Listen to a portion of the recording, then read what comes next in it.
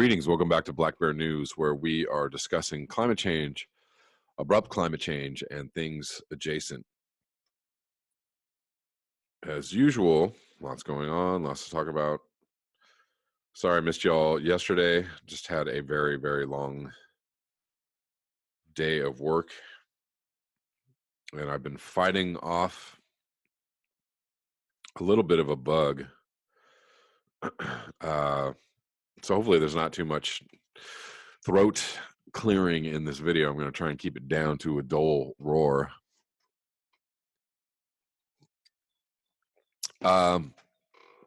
So what we're seeing in a lot of places, we saw this in Australia. We're seeing this now in the U.S. Is that extreme weather is causing damage to livestock and to crops. You have drought or you have floods, among other things. And you know, how long can the facade last? You know, while extreme weather events and the environmental degradation kind of takes us out at the knees, or continues to undermine, you know, basically our economy and the way everything runs. How long before this becomes a crisis that is no longer ignorable? I wonder. So I'm going to read a couple of things about what's happening in the U.S. as far as possible food crisis. So this is from the Huffington Post today. Midwest floodwaters threaten millions in crop and livestock losses. The water rose so quickly that farmers in many areas had no time to get animals out. Farmer Jeff Jorgensen looks out over 750 acres of cropland submerged beneath the swollen Missouri River, and he knows he probably won't plant this year. He probably won't plant this year. That's not his biggest worry. He and other farmers have worked until midnight for days to move grain, equipment, and fuel barrels away from the floodwaters fed by heavy rain and snowmelt, the rising water that has damaged hundreds of homes and been blamed for 3 deaths. Has also taken a heavy toll on agriculture, inundating thousands of acres, threatening stockpiled grain and killing livestock. In Fremont County alone, Jorgensen estimates that more than 1 million bushels of corn and nearly 500,000 bushels of soybeans have been lost after water overwhelmed grain bins before they could be emptied of last year's crop. His calculation using local grain prices puts the financial loss at more than $7 million in grain alone.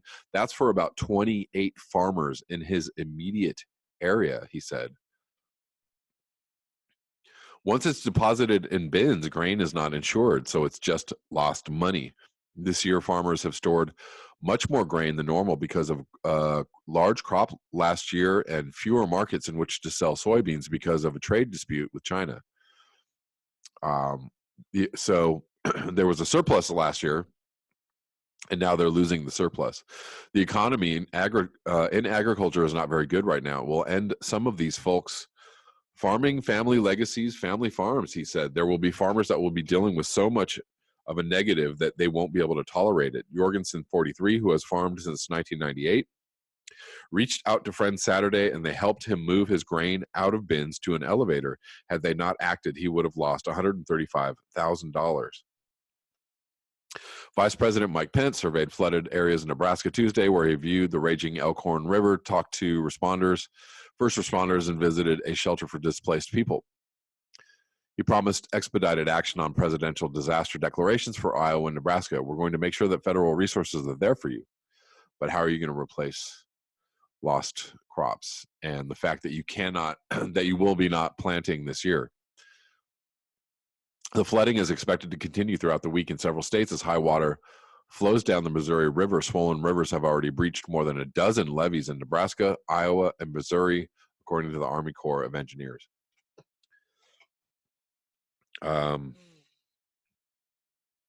Places that haven't seen animal loss have seen a lot of animal stress.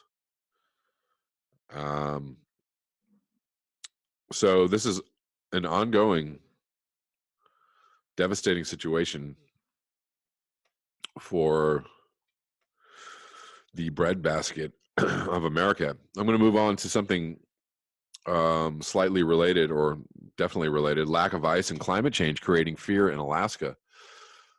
Subsistence hunting is becoming a key issue as food becomes more scarce. A serious subsistence food shortage has hit some coastal villages in the high Arctic regions in Alaska, leaving villagers to wonder how they will respond to a brand new challenge, the fast disappearance of their hunting grounds by a lack of sea ice. It's getting scary, one tribal leader said. One of the villages is Ignaluk, the most remote Aboriginal village in America. It is located on Little Diomede, only 3 miles from the Russian Federation's Big Diomede, but it might as well be time to worry some more. The once thick solid ice used to provide a landing field for small aircraft to fly in supplies and food from the mainland is now gone. We have to get a helicopter to fly out here, native store manager Stephen Ankinga said in a telephone interview last week. Ignaluk has a native population of 80 to 90 locals. Akinga added that the only meat they can get now is to have it flown in by chopper when weather allows. You get tired real quick of canned food, but that's all we have. Hunting out on the sea ice for seals and other sea mammals, he said, has provided little to nothing lately. The ice went out way too early this year, maybe a month or two ago, like last year too. He said ice around the island used to be 15 to 20 feet thick all winter. Now it's about 3 to 5 feet thick at the most.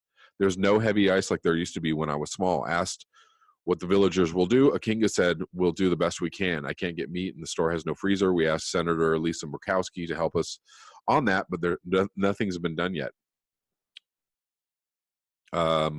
We haven't gone out crabbing due to thin ice or no ice at all.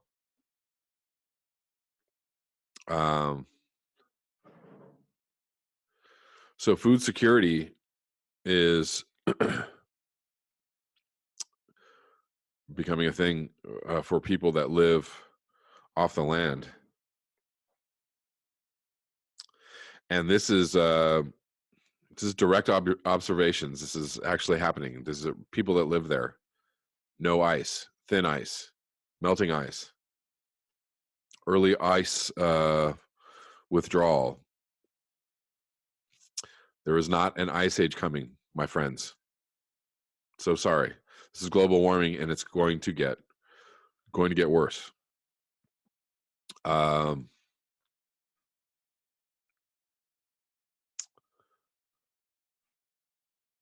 So I'm going to link this below. I just wanted to touch on this article. There's a new Arctic news, stronger extinction alert is what the title of this blog post is.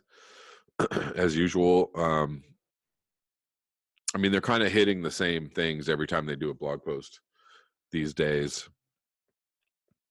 And we can take this as this is the trajectory that we're on. This is kind of more, this could be based on conservative estimates, but it's also more of a dire estimation of what is going on the planet. So there's one graph here which I would like to, I'll link this below, but I just wanted to touch on this one graph, which is basically an estimated trajectory of temperatures over the next 7 years, which is something to look at, to take in, and maybe possibly plan your future around. 2019, we are at close to 2 Celsius, about 1.8. 2020, we are at 2 Celsius. Okay, so maybe not too much going on there. It's bad, but over the next 2 years, possibilities of normalcy still with us. 2021, we're looking at very close to 3 C, so around the 2.8 or 2.75 C range, and that's where things by all accounts, start falling apart. 2022, they're looking at over 3.4, almost 4C, and many people have said 4C, we're extinct, we're gone. That's basically what that means. So that we're talking about three years. You know, and then beyond that, 2023, it's almost 5. I mean, past 4C, there's really not much to talk about. I don't know who's doing what at 4C or even 5C. Who's still holding on? Who's in underground bunkers? Who is living at the poles? I don't know. The poles are heating up faster than the tropics, so pick your poison. Going north is not necessarily the thing to do, but that just pretty much leaves you with nowhere to go. But I'm going to link that below. You guys can check that out. And I'm going to lastly get into this article from Psychology Today, The Psychology of Climate Change, Why Feelings Matter. New research shows adults and young people are worried about global warming. This is from March 8th, 2019. I don't know how much of this I'm going to read, but I'm going to try and just get through what I can get through. New research suggests that what's simmering inside of American psyches may be as important to the climate change debate as the greenhouse gases bubbling from lakes, rivers, wetlands throughout the world. While the climate change issue has regressed from a scientific to a partisan one in recent decades, indeed, research shows public opinion is changing on both sides of the political spectrum. Why? Have people's feelings shifted? Will this be a psychological tipping point for action? According to a February 2019 report from the Yale Program on Climate Change Communication, the past 5 years has witnessed a significant swing in the proportion of American adults who believe global warming is occurring and who are worried about its effects. By all means, most Democrats, you know, the majority of Democrats, or the majority of the left, let's say, and, you know, close to half, if not, you know, more of the right believe that it is actually happening. According to a February 2019, young people are worried too from nearly very early ages. Students study climate change in school are often more aware of scientific studies on global warming than their parents. Indeed, many children have adopted climate change as an emotionally focused cause. The CBS program 60 Minutes recently showcased a lawsuit filed on behalf of 21 children in Oregon that alleges that the U.S. government knowingly failed to protect them from climate change, and that is absolutely true. You could also sue the corporations involved. The case, first thought to be headed for an early defeat, is surprisingly making its way through the federal court system. Politicians, mostly Democrats, have tried to tackle the climate change crisis. If we only have 3 years, will it actually get decided, you know, before everything falls apart? Probably not. Politicians, mostly Democrats, have tried to tackle the climate change crisis with limited success. No presidential candidate has made it a signature issue since Al Gore, and since Al Gore had this election stolen from him by George W. Bush, which basically pounded a bunch of nails in our coffin. Thanks, George Bush. If you think Trump is the devil, try putting that focus on George Bush. He's not cute. George Bush is an actual ghoul, a goblin, a devil. He's the one who basically sealed our fate. Trump is just bringing up the rear, like, yeah, you know, he's just doing more of the same. Until now, last week, Governor Jay Inslee of Washington State entered the 2020 presidential campaign with climate change as his driving motivation. Seizing on shifting views and an active youth movement, Inslee believes Americans are ready to address global warming and recognize how climate is connected to jobs, health, global economies, migration, and other issues of our time. 30 years in public life, co-author of Apollo's Fire, Igniting America's Clean Energy Economy, and a strong record of green economy job creation in Washington State gives Inslee a strong voice in the climate change debate in the United States. But what else must Inslee and other politicians understand about the climate change debate that has hindered this cause for decades? Will psychology play a role in moving it forward? Denial, excuse me. Denial to acceptance, moving the pendulum on climate change. As with all great debates, it is often how people feel on the inside that drives their attitudes and behaviors. When researchers recently examined the 5-year trends on how Americans view the climate crisis, they learned from some fascinating information. From an intellectual perspective, 73% believe climate change is happening and 62% think it's human caused. Those numbers reflect an 11% and 15% increase, respectively, since 2013. The most significant changes occurred, however, in people's emotional worlds. 72% of Americans say that climate change is important to them personally, and 69% they are worried about it. These numbers reflect 17% and 16% increases since 2013. It means that psychological change is happening at a more rapid pace than cognitive change. In addition, many more people have experienced the first-hand effects of climate change. Yeah. How many Americans have experienced floods, hurricanes, droughts, wildfires? Psychologists that study the lived experiences of humans understand that personal experience is always the driver of transformative learning and changes in perspective. Therefore, it is not surprising to see more dramatic shifts in cognition and emotion as people experience the devastating effects of fires, floods, environmental illnesses, and loss of jobs related to a fossil fuel economy. As I've said many times, people know. A lot of people know.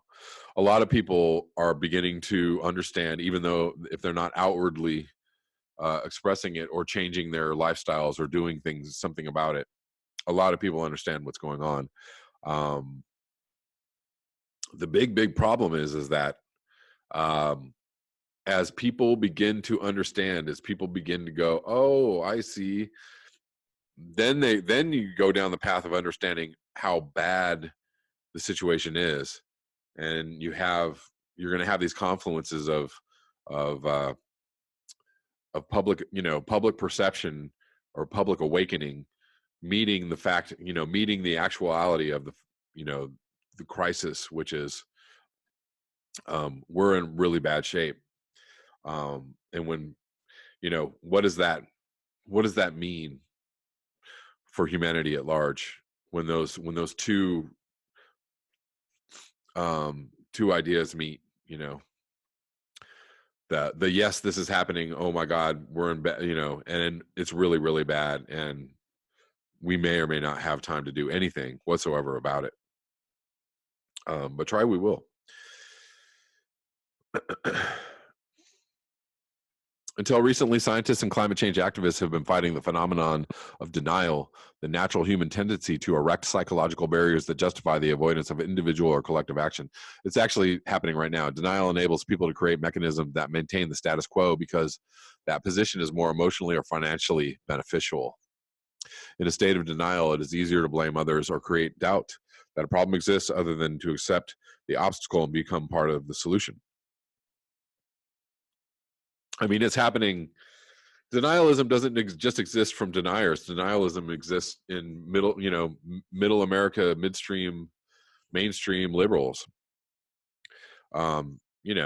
Mainstream, regular people who are like, well, I got to go to work, and let's not talk about it. Let's not discuss this because, what does that mean to the economy? What does that mean to jobs? What does that mean to people? What does that mean to people's livelihoods? What does that mean to children's futures? It's too much to talk about.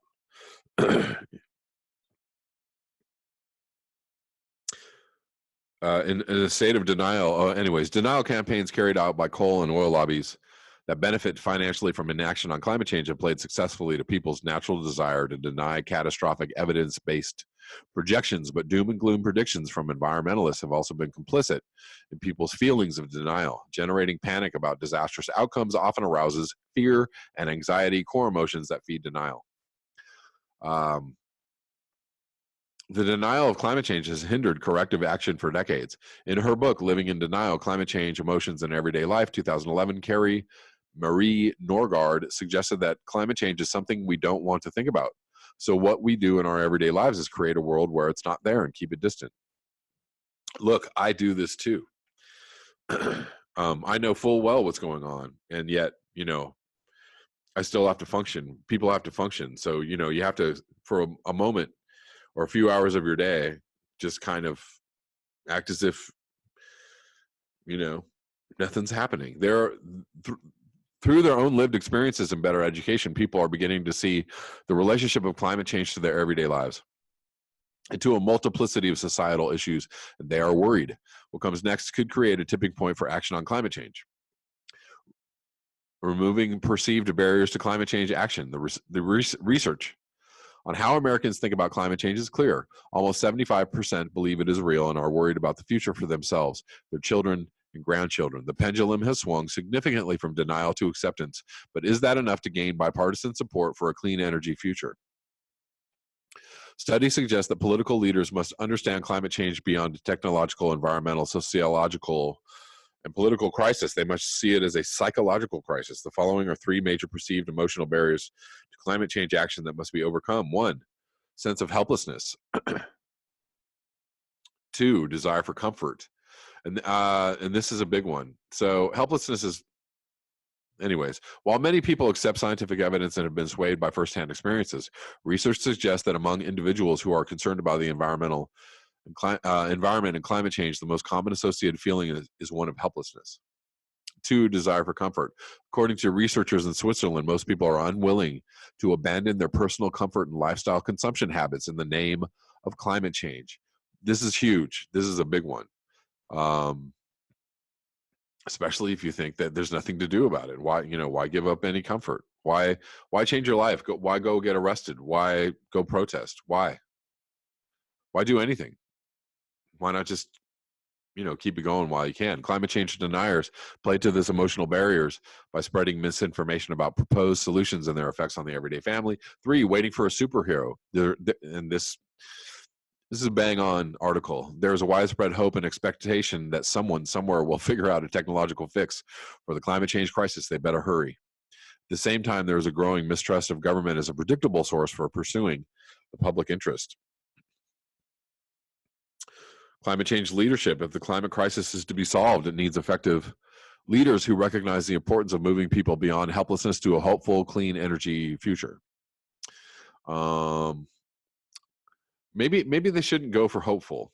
Maybe they should go for like, this is going to suck, but if you want to survive, if you want to have, if you want your kids to have any kind of future, then you're going to have to really just dive into the sucking part. I don't know about hopeful clean energy future. That sounds just too like, too Jetsons space age. Yay! It's going to be great. It's not going to be great. The psychological barriers to climate change can be mitigated by leaders who have the capacity to uncover and understands people's emotions and respond with clarity, conviction, and calm presence. That is very true. Strategies like anger and bullying preserve the status quo of a helpless citizenry, sees no end in sight to a problem much bigger than most ever have imagined. Climate change is personal. The link between nature and happiness is real. We'll take visionary leaders that connect with people's hearts and lead them forward through fear and uncertainty. If Jay Inslee has his way, our country's next mission must be to rise up to the most urgent challenge of our time, defeating climate change. Time will tell what role Inslee will play in the upcoming political debate. At very least, he is getting people's attention. There are other people talking very truthfully and honestly about climate change. Tulsi Gabbard being one, Bernie Sanders being another. It's gonna take somebody telling the truth, honestly, about where we are and about what is going to be necessary to possibly overcome this. And you're going to have to be real calm because, as it gets worse, as people realize how bad it is, they will not be calm. They will be quite angry. They will be quite scared. They will be taking action, and you will have nothing to do about that. You will have not much to do in the face of that. And, I don't know what to say. We're going to have to tell people that, life as they think life as they have known it for the last 50 years or 60 years is not going to be able to continue, period, the end. That's going to have to be the truth that somebody's going to have to tell. Even if you're actually taking steps to mitigate, you're going to have to, tell people that you're not going to buy all the things. You're not going to do all the traveling anymore. You're not going to do all the, career planning anymore. The IRAs and the trust funds and all of these things are just not going to help you in the future. So you're going to have to figure out how to live with a lot less, and you're going to have to figure out how to live in adverse conditions, and you're going to have to figure out how to grow your own food. You're going to have to figure out how to build communities where scarce resources are shared. You're going to have to tell people that they're not going to have children anymore. They're not going to be able to have children anymore, or that many children. Interestingly, Paul Hawken brought up the idea, as Paul Ehrlich has also done, and that educating women is the way to overcome the population problem. And I totally, wholeheartedly agree and am fully behind that. However, we don't have time for that. We want to start doing that as quickly as possible. But, educating women all over the globe and giving women the right to choose what they do with their bodies, absolutely. However, they're not going to have the right to have 3 kids. Sorry, you're going to have to tell women no more of that.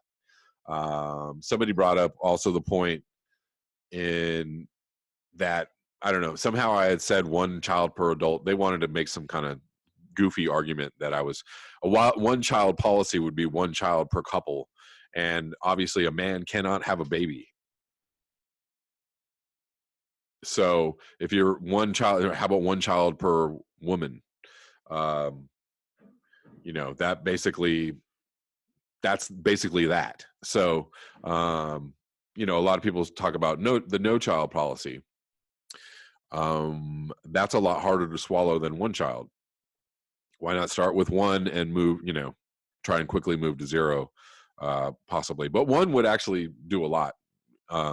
Still, we're talking about initiating a plan of action that would take, 20 or 30 years to have some kind of effect. So I don't know, where timelines are going to start meeting each other in obviously very strange ways. Mitigation efforts or deep adaptation efforts or survival efforts are going to have to become a much more thought out, planned out, thought about, discussed, proposed, et cetera, et cetera. It's a huge problem, and it's a huge problem to think about, and it's very scary.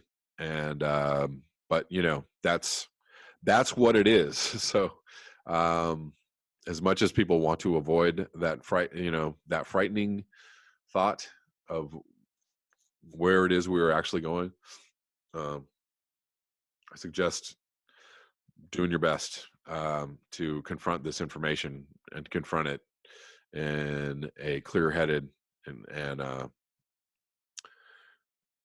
realistic way. That's all I have for you today. Thank you so much for your eyes, your ears, and your conscience. If you would like to support this channel, you could do so at the links below. Until next time, peace.